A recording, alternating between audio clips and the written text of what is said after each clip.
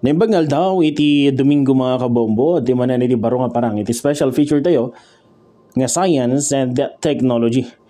Amuyo ka di mga kabombo nga damanan iti baro nga parang.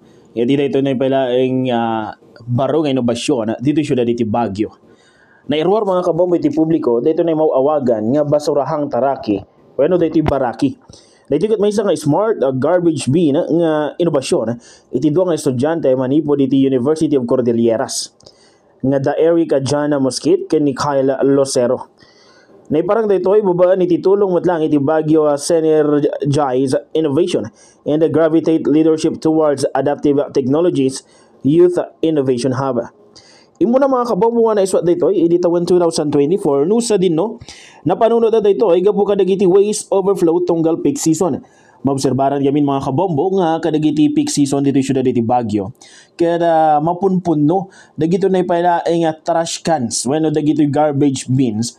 Uray gamin nga napunnon wenno adun iti kargana. Tuloy-tuloy latta ti panangibulang dagiti tattao. Iti dayton nay baraki wenno basurahang taraki smart garbage bin mga kabombo.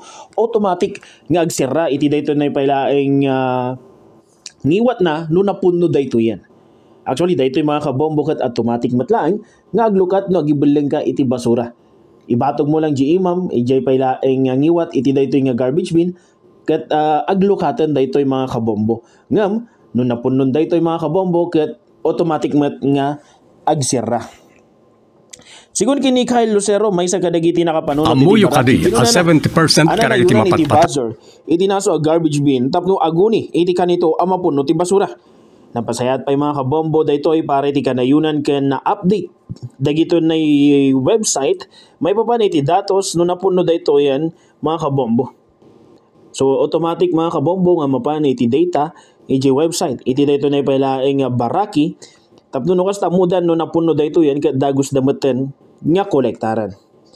Mainig iti daytoy pagsapay ni Lucero akargaan da ti baraki ti sensor amang detect iti plastic ken wet materials iti kaneto ang manayunan iti budget dagitoy.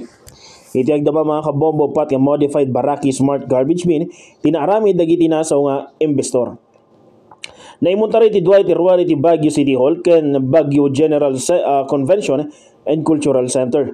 Kabayatan na posibilidad pa nga mangikabil sa Botanical Garden ken Bayan Park iti dua pa nga baraki wenno smart garbage bin.